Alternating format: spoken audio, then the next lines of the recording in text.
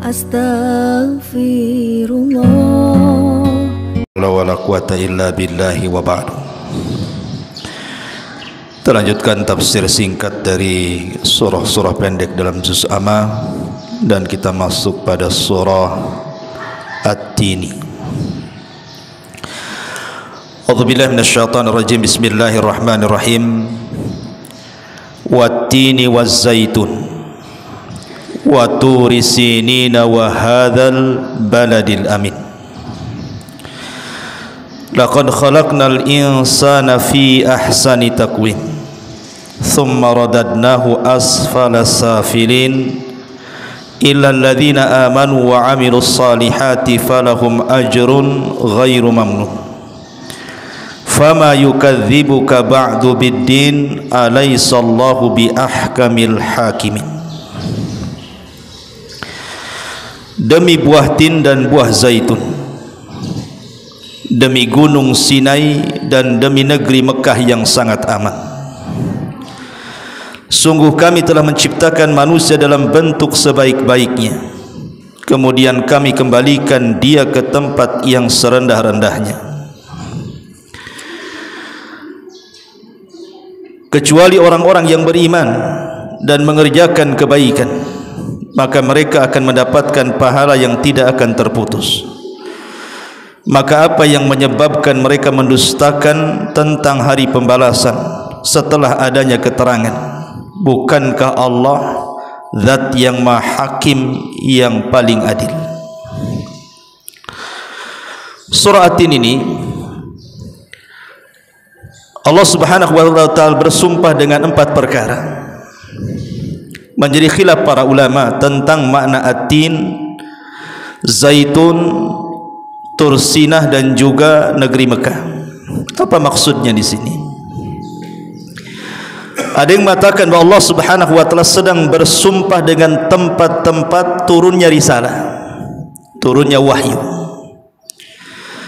Maksudnya At-Tin di sini bukan buah tin, tetapi maksudnya di sini adalah tempat di mana banyak tumbuh buah tin, dan itu diisyaratkan kepada Irak. Jadi Wat-Tin ini bicara tentang negeri Irak, karena di Irak di situ ada satu gunung yang disebut dengan Gunung Tin. Disitulah kapal Nuh alaihi salam tersandar di bukit itu. Adapun zaitun itu disyaratkan ke tempat tumbuhnya zaitun, maksudnya negeri Syam, khususnya Palestina. Dan ini disyaratkan kepada beberapa para nabi dari nabi-nabi Bani Israel yang diutus di negeri ini. Begitu juga Tursinah, ini disyaratkan kepada bukit Tursinah di mana Musa mendapatkan wahyu di situ. Wa hadzal baladil amin, maksudnya Mekah al-Mukarramah ma'ruf, tempat lahirnya Nabi sallallahu alaihi wasallam. La ulama mengatakan hanya di 4 tempat inilah risalah Allah Subhanahu wa taala turun, dan tidak ada negeri selain 4 negeri ini yang risalah Allah turun di situ. Artinya 4 negeri ini adalah negerinya para nabi, di mana para nabi sejak zaman Adam sampai yang terakhir Rasul kita hanya diutus di 4 negeri ini saja. Adapun kemudian menyebar ajarannya sampai ke seantero dunia, itu dibawa oleh umatnya, termasuk juga di negeri kita. Negeri Indonesia ini tidak ada nabi dan rasul yang diutus ke negeri kita.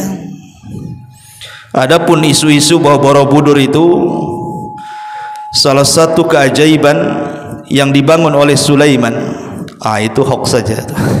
Ya, jadi Sulaiman tidak sampai ke Yogyakarta. Jadi Sulaiman itu hanya di Palestina. Ma'asyiral muslimin yang dimuliakan Allah Azza wa Jalla. Baik, kita rinci satu-satu. Pertama, negeri Irak. Negeri Irak inilah satu-satunya negeri di mana risalah Allah pertama turun. Kepada siapa? Kepada Nabi Nuh alaihi salatu wassalam. Di negeri Irak pula lahir Abul Anbiya, bapaknya para nabi. Siapa? Ibrahim. Ibrahim itu lahir di Irak. dan dialah yang kemudian berdakwah kepada Raja Babylon Namrud. Baru kemudian setelah itu hijrah ke Palestina. Tapi dia awal dakwahnya di Irak dulu. Artinya negeri Irak itu negeri risalah pertama Allah turun. Itulah yang disebut dengan At-Tin. Kemudian yang kedua Zaitun. Zaitun di sini maksudnya Palestina dan sekitarnya atau negeri Syam. Dan disinilah para nabi yang paling banyak diutus dari nabi-nabi Bani Israel. Bukan ratusan ribuan para nabi diutus di negeri ini. Dan di negeri ini ma'ruf di antara ulul azmi yang kemudian tinggal di Palestina siapa? Nabi Isa. Nabi Isa bin Maryam lahir di Baitul Lahmin atau bahasa kita Bethlehem, dan itu ada di Palestina.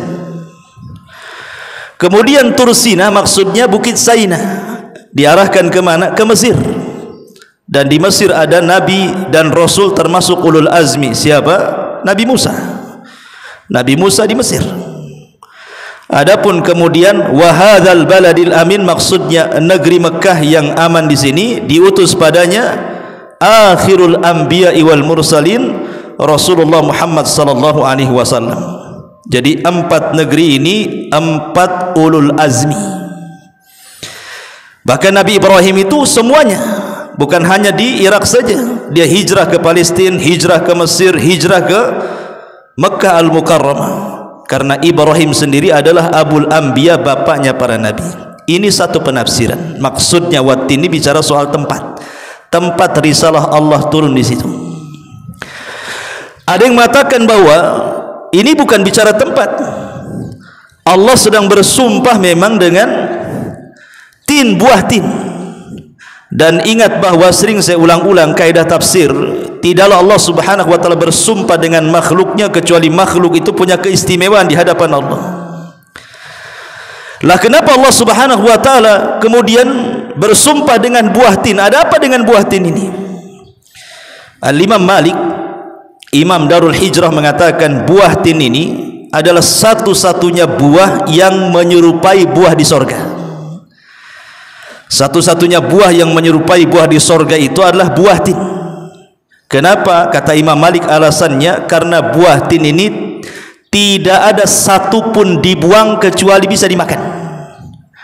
Kalau antum makan pisang tak mungkin makan sak kulit-kulitnya. Apalagi celakanya makan durian, makan sak kulit-kulitnya habislah ke tenggorokan. Buah tin ini semua dimakan, kulitnya, dagingnya, bijinya semua dimakan. Dan itulah buah di sorga, tidak ada yang dibuang. Kalau antum makan salak masih dibuang tuh, kulitnya dibuang, bijinya dibuang, kan gitu ya. Tapi kalau buah tin ini semua dimakan. Makanya Imam Malik mengatakan, kenapa Allah bersumpah dengan buah tin? Karena tin ini menyerupai buah di sorga. Bahkan ada sebagian ahli tafsir mengatakan Nabi Adam ketika memakan buah larangan, kemudian tersingkap auratnya, maka Hawa lari dan Adam juga lari, maka keduanya mencari-cari dedaunan untuk menutup auratnya. Lah salah satu penafsiran ulama di antara dedaunan yang dipungut untuk menutupi aurat Adam dan Hawa saat memakan buah larangan itu adalah daunnya pohon tin. Ada juga yang mentafsirkan seperti Allahu alam, ya, namanya ahli tafsir ya. Kemudian juga lebih daripada itu, buah tin ini memang obat-obatan. Jadi Allah Subhanahu wa taala bicara soal obat-obatan di sini. Buah tin adalah obat yang dimakan. Zaitun adalah obat yang dioles. Kemudian tursin, maksudnya turisina ini bicara soal madu, madu jabali. Dan madu yang paling baik dari seluruh madu-madu adalah madu jabali. Madu itu kan macam-macamnya. Ada madu jabali, ada madu syajari, ada madu yang hidup di hutan di gunung-gunung, ada madu yang hidup di hutan-hutan, ada madu yang dipelihara ya. Madu yang paling bagus itu jabali. Lah Bukit Tursina ini maksudnya bicara soal madu, dan madu itu obat yang diminum. Adapun wahadzal baladil amin ini bukan bercerita soal Mekah, tapi bicara soal air Zam-Zam. Artinya obat yang digunakan untuk mandi. Jadi lengkap di sini. Ada obat yang dimakan, buah tin. Ada obat yang dioles, buah zaitun, jadi minyak zaitun dioles. Ada obat yang diminum, madu, dan ada obat yang untuk mandi. Apa itu? Air Zam-Zam. Kalau antum mengumpulkan 4 perkara ini, antum makan buah zaitun, antum oles dengan antum makan buah tin, antum oles dengan minyak zaitun, antum minum madu, dan antum mandi dengan air Zam-Zam, insyaallah segala penyakit akan hilang dari diri antum. Ini konsep Quran namanya. Jadi ini bicara soal obat-obatan maksudnya di sini.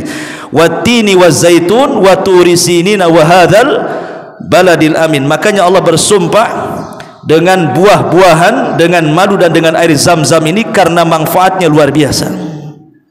Air Zam-Zam ini air yang padat molekulnya. Makanya di Jepang itu ada penelitian, ketika ada air mineral satu gelas, kemudian air mineral yang lain di gelas yang lain, yang satu gelas air mineral itu dibacakan Quran. Rupanya air mineral yang dibacakan Quran ini memadatkan molekul yang ada dalam air, sehingga bisa untuk detoks, membunuh racun yang ada dalam tubuh kita. Lah air Zam-Zam itu tidak perlu dibacakan Quran, sudah bisa untuk detoks, ya, karena memang air berkah dia.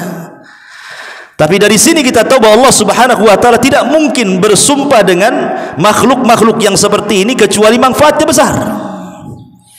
Wattini wazaitun. Adapun zaitun sendiri adalah minyak yang diberkahi. Ingat Nabi Musa alaihi salatu wassalam ketika mendapatkan wahyu pertama, dia kan dari Madian itu dengan keluarganya menuju ke Mesir. Di tengah jalan obornya padam. Kemudian dia izin sama keluarganya untuk mencari perapian. Dari kejauhan ada terang, nampaknya ada api. Disangkanya ada kampung di situ. Rupanya didekati, rupanya ada api di pohon zaitun. Anehnya lagi, api itu tidak membakar pohon. Jadi tumbuh api dalam pohon itu, tapi tidak membakar pohon. Makin didekati makin besar, makin dekati makin besar.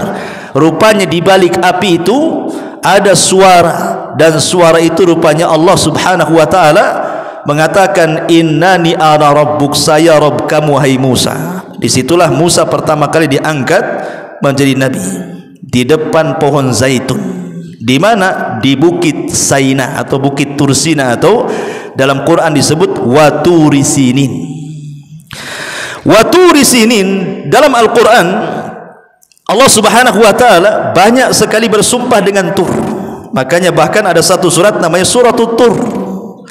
Karena sekali lagi, di antara negeri yang diberkahi, muqaddasi tua, yang dibersihkan dan disucikan oleh Allah Subhanahu wa taala, salah satunya adalah Bukit Tur.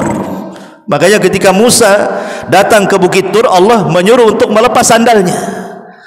Ya, lepas sandalmu wahai Musa, karena ini negeri yang disucikan, negeri yang diberkahi. Dan negeri atau Bukit Tur ini tempat mendapatkan wahyu Nabi Musa alaihi salatu wassalam. Wa hadzal baladil amin, dan ini negeri yang sangat aman. Kenapa negeri Mekah disebut negeri aman?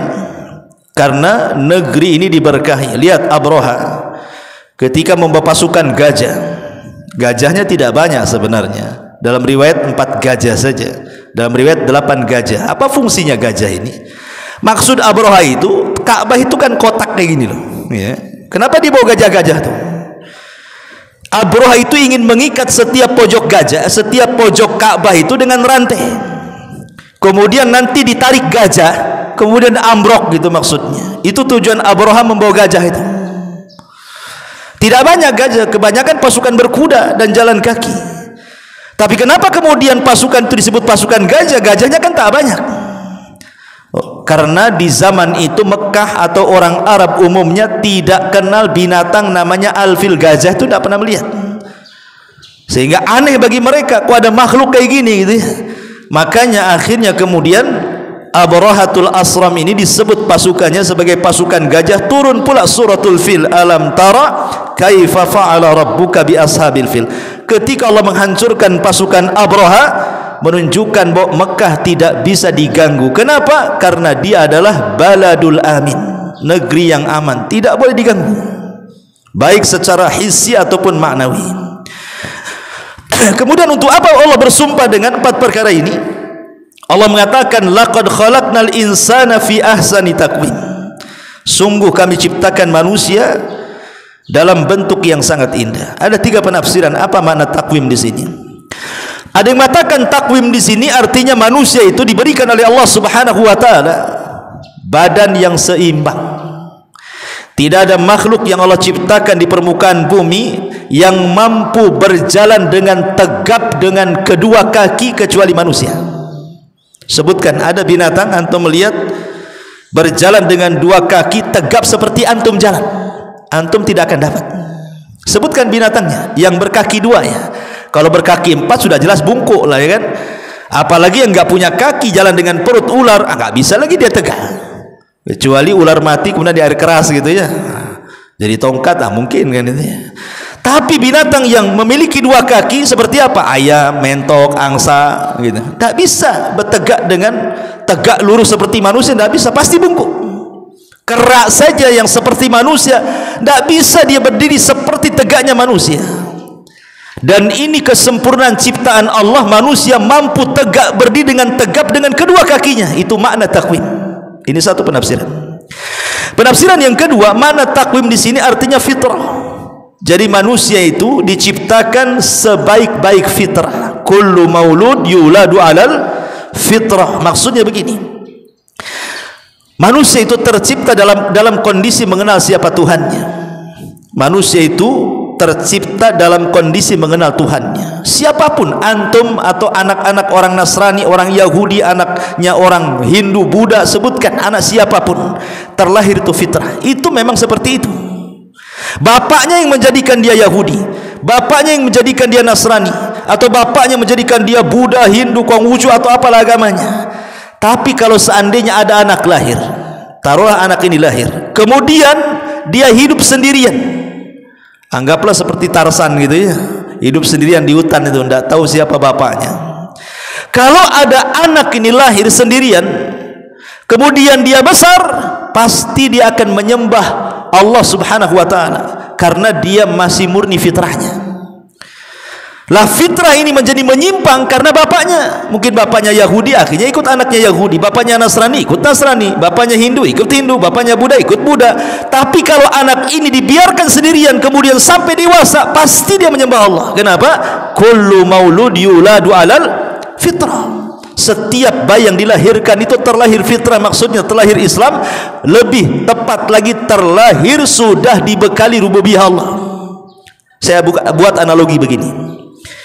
Kalau ada orang hidup di hutan belantara sana, anggaplah kita katakan orang primitif, orang yang nggak pakai baju di hutan-hutan, pakai koteka atau apa. Kita lihat tidak ada satu manusia yang hidup di hutan, mungkin kita cerita zaman purba dulunya, kecuali pasti mereka punya sesembahan. Tidak mungkin mereka tidak punya sesembahan.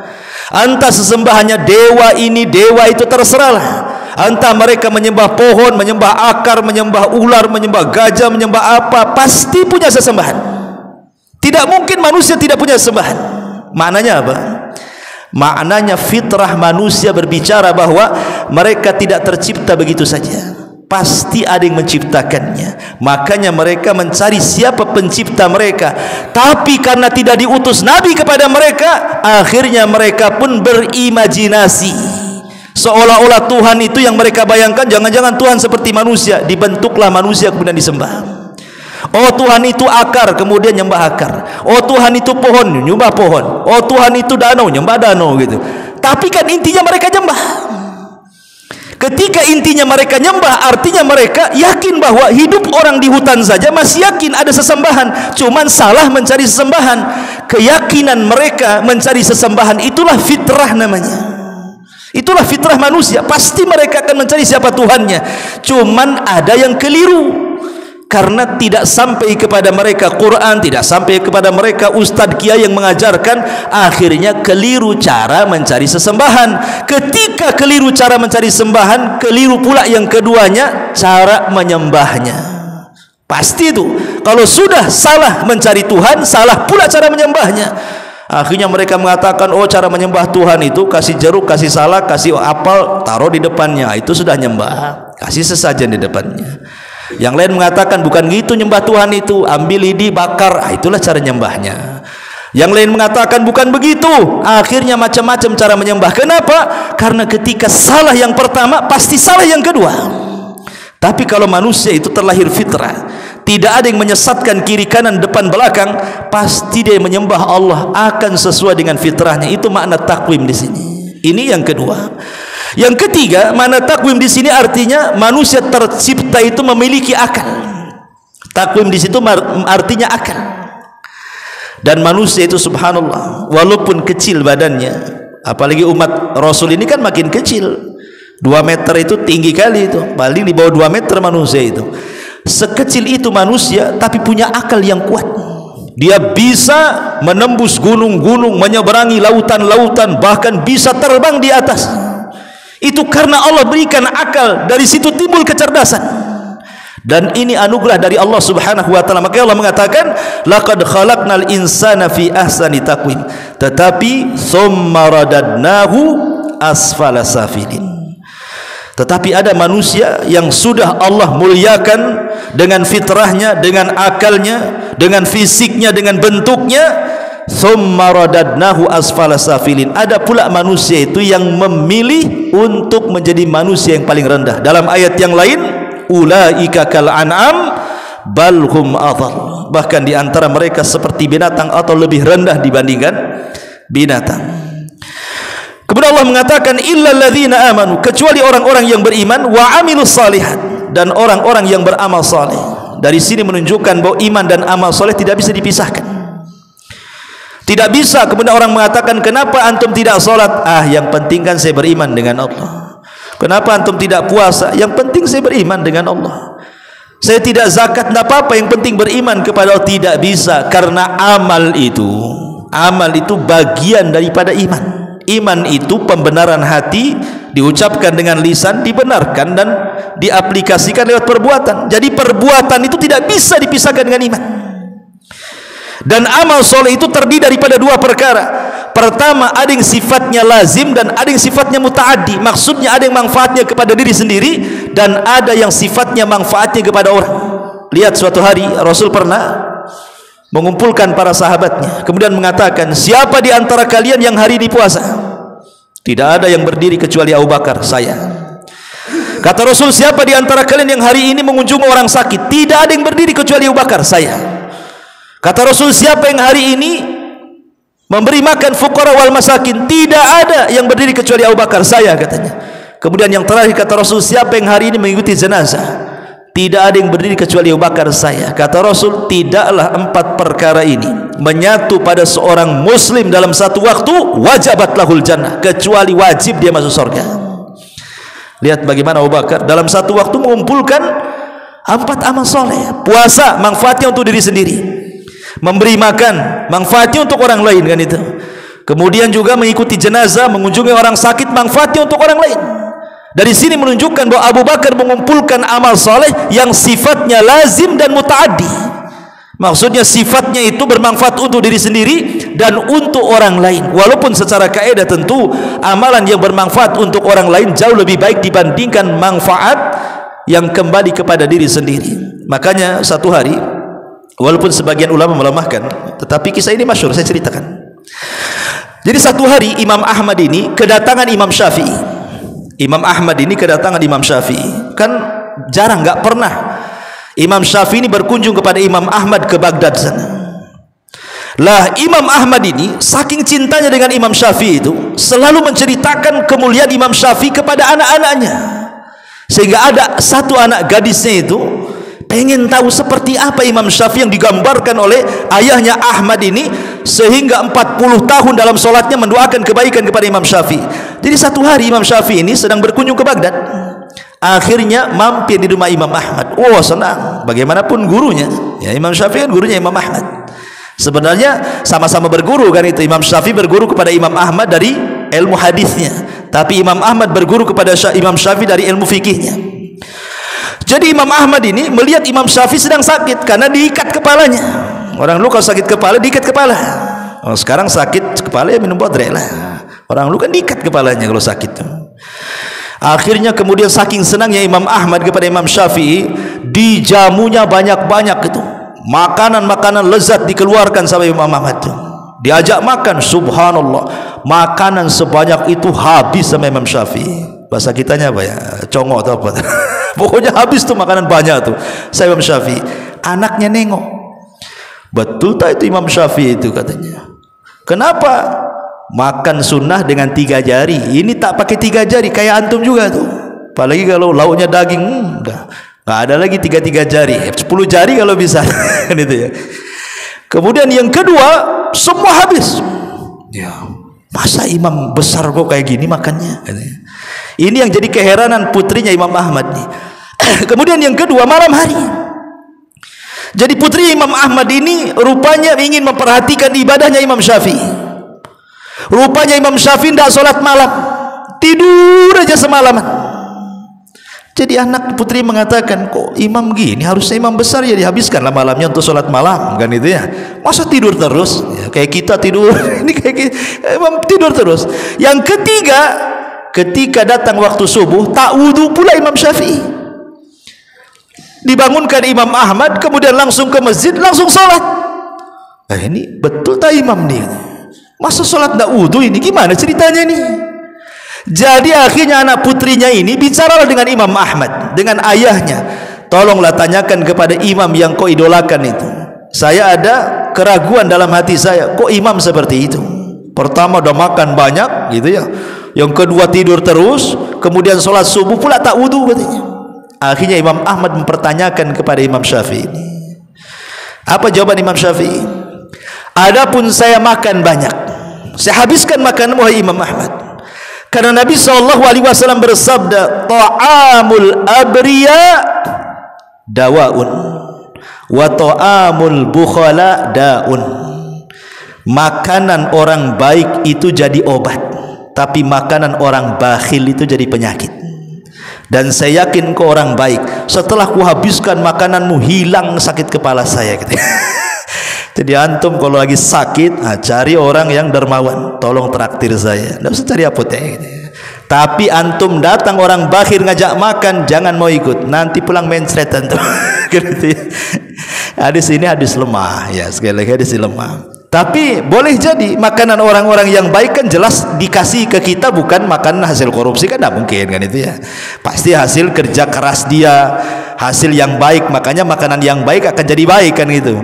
Kalau makanan orang bakhili, jangan-jangan makanan yang tidak dikeluarkan zakatnya kita makan pula. Ini bagiannya orang-orang miskin, makanya jadi penyakit. Logikanya kan begitu. Adapun saya tidak, malam itu tidak tidur, kata Imam Syafi'i. Saya teringat satu hadis. Makanya Imam Bukhari mencantumkan hadis ini. Hadis tentang kisah seorang anak laki-laki namanya Abu Umair. Abu Umair ini putra Tolhah, suami daripada Ummu Sulaim, ibunya Anas bin Malik. Jadi Tolhah ini, Ubaidillah, punya anak namanya Abu Umair, masih kecil, punya peliharaan burung, akhirnya dikasih nama Nugair. Namanya anak kecil punya peliharaan burung, kan tak pandai dia melawatnya, entah keinjak, entah kecekek, matilah nih burung Nugair ini. Nangis pula si Abu Umair ini, ngadu sama kakaknya Anas bin Malik. Kemudian Anas bin Malik cerita sama Nabi. Subhanallah, Nabi ini orangnya paling peka. Dia takziah loh kepada Abu Umair karena kematian burungnya. Kita lihat sekarang pertanyaannya, kalau tetangga antum ada mati kucing, mati ayam, takziah nggak antum? Ya. Ini Rasul takziah kepada Abu Umair anak kecil gara-gara kematian burung.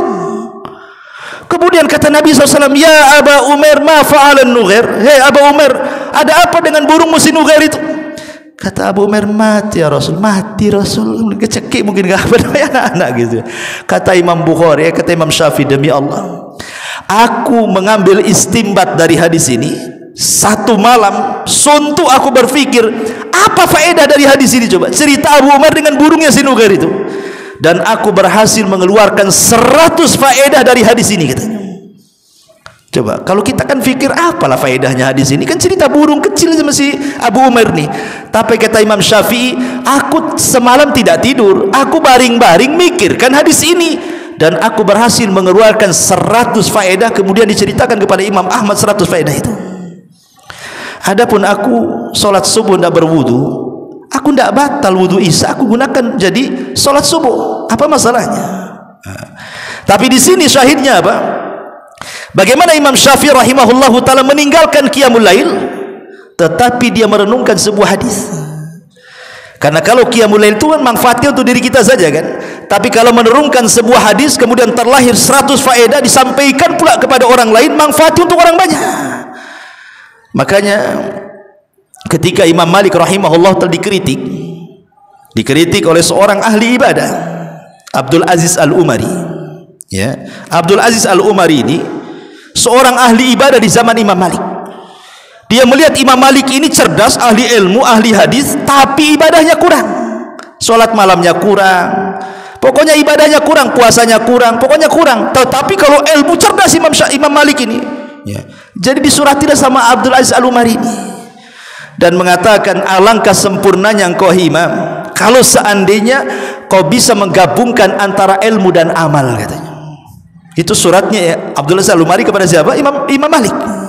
Dibalas sama Imam Malik dan mengatakan, Allah itu sudah membagi rizki seperti membagi amalan. Boleh jadi engkau diluaskan dari segi ibadah tapi engkau tidak diluaskan dari segi ilmu, tetapi aku diluaskan dari segi ilmu, boleh jadi dikurangkan dari segi amal. Tapi saya bersumpah, kata Imam Malik, ilmu jauh lebih mulia dibandingkan ahli ibadah. Orang yang cerdas, orang yang berilmu jauh lebih mulia dibandingkan ahli ibadah. Karena Rasul yang mengatakan, fadlul alim alal abid ka fadlil qamari ala sairil kawakib. Jadi orang yang alim itu sama dengan bulan di antara ribuan bintang. Ribuan bintang tidak bisa menyinari bumi, tapi satu bulan purnama bisa menyinari bumi. Itulah kata Imam Malik perbedaan orang alim dengan ahli ibadah. Ya. Dari sini ada pelajaran. Tetapi kata Imam Malik di ujung suratnya membalas, dia mengatakan, tetapi kita berdua sama-sama mengharap ridha Allah Subhanahu wa taala, katanya. Dari sini apa? Imam Malik memang dia kurang dari segi ibadah kan, tapi dia dicerdaskan dari segi ilmu hadis, manfaatnya untuk orang banyak. Masalahnya kita ini ibadah sudah kurang, ilmu pula tak punya. Lalu apa yang diutamakan kan? Ilmu tak ada, ibadah pula kurangan itu ya. Itulah umat akhir zaman ini, enggak dilebihkan ini, enggak dilebihkan itu, ya.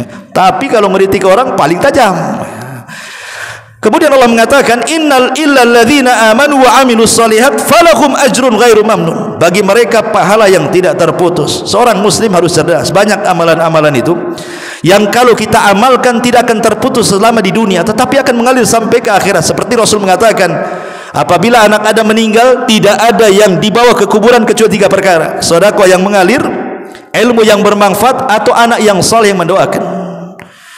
Dan banyak riwayat-riwayat tentang amalan-amalan yang tidak akan habis kecuali akan mengalir sampai kematiannya. Dan Allah katakan, fama yukadzibuka ba'du biddin alaihissallahu bi ahkamil hakimin.